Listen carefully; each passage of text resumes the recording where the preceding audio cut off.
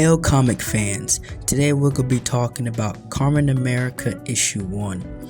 I'm pretty sure this counts as a comic because, just the layout, but it's very manhwa-ish and comic. It's just a very nice blend of the two cultures, in my opinion, the art style and everything else.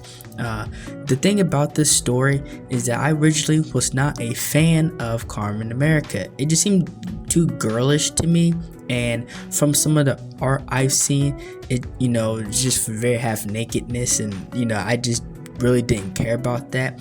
But I gave it a chance, and the story is actually amazing. It's one of the best examples of a superhero, a comic book style story in the modern times. One of the best in my opinion, and that's saying a lot because I've read a lot of comics, old school comics and new school comics, and this story takes place in the perspective of this girl.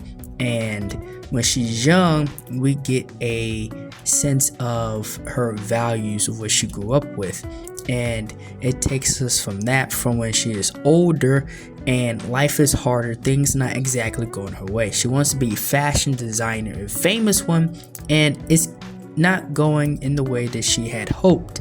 And that's when the story pushes forward and shows us how she got her powers. And the thing about the story is that it has a lot of funny parts, in my opinion, and this is one of the funny parts of the story because she is left in the car to explode, and she was driven there, and that lets me know that it had to been some sort of trap, and maybe we'll get more insight on that later in the story. But then she wakes up in Area 51 in a science lab. Somehow she survived the blast, and that's what the scientist is trying to figure out. And for me, this part of the story, it's a very classic way for a character to get their powers, and I like that. It's not too complex, and it's not too of a lazy way to write. It's something that will stay with you in your mind even after you read the story. Kind of like how Flash got his powers from a lightning strike and chemicals in his lab. And with her, she is told pretty much the overall that she survived the blast and that they can't find nothing necessarily wrong with her, so they let her go, and that's when her friend picks her up. In the dialogue, the story is written very well. It has a lot of normal parts and just aspects of the story, just to give you more insight on the characters and give you time with the characters to know their personalities, who they are. And I feel like for a story, certain stories, that needs to be something that's more looked in on. That needs to be something that I feel like writers today need to learn how to do more, because within a lot of comics, that's just not something that you get. Just time with the character, just read the story and understand them. And it's not something that's preachy at you, or it's not something that's just lazy writing. And as we get into the story, she gets hit with a lightning strike pretty much. It's a Flash-ish type situation, and that's where her powers kick in. She didn't necessarily get her powers from the lightning strike, but it bonded with what was already wrong with her from the blast. And then that's when she goes on and becomes a semi-superhero. And the reason I say semi-superhero is because she becomes a superhero through a corporation, and she's pretty much the flagship character for that corporation. They push her merch and stuff like that. And she's a fashion designer, so of course she makes her own costume, her own makeshift costume, and takes out her first villain. And stuff like the action in this story is actually well done. The art in the story is fun, especially something I would say give to your kids, especially your daughters.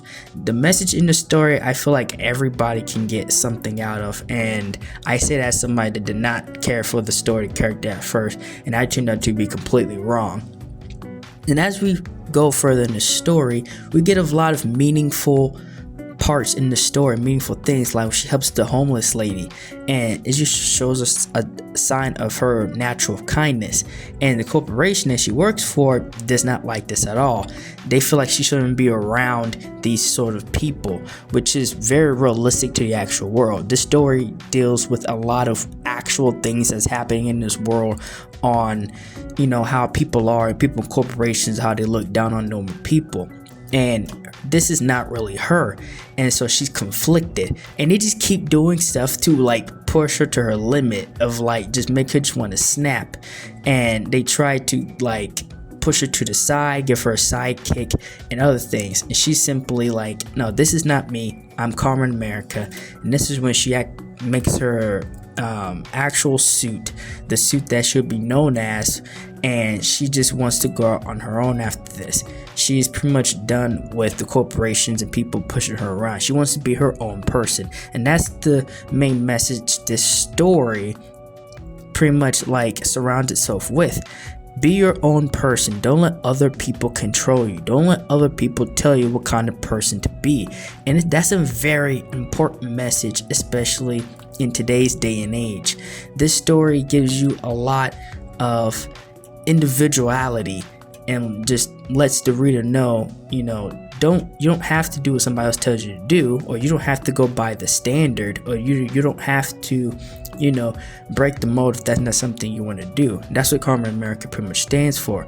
And as the story goes along, a massive issue actually takes place across the land into Russia, into where she comes across another superpowered being named Meteor Misha, and they have this big epic battle between them because KAMEN America, she is trying to get these hostages out, and this is like a battle between America and Russia when it comes to these women and their powers and their abilities and really what they stand for. And the art in here is actually very beautiful. It's not something I thought I would necessarily like within a comic book, but it is well done here between the action between them.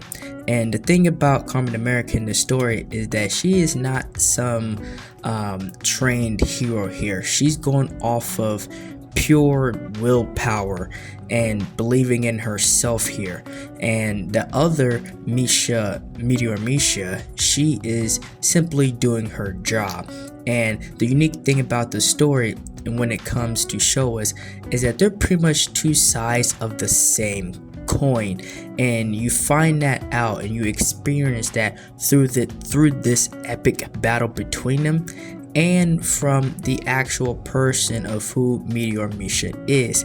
And within the final page of the story, the fight itself is telling a story between these two characters, between these two women, and how one's life ended up one way and the other's life ended up another.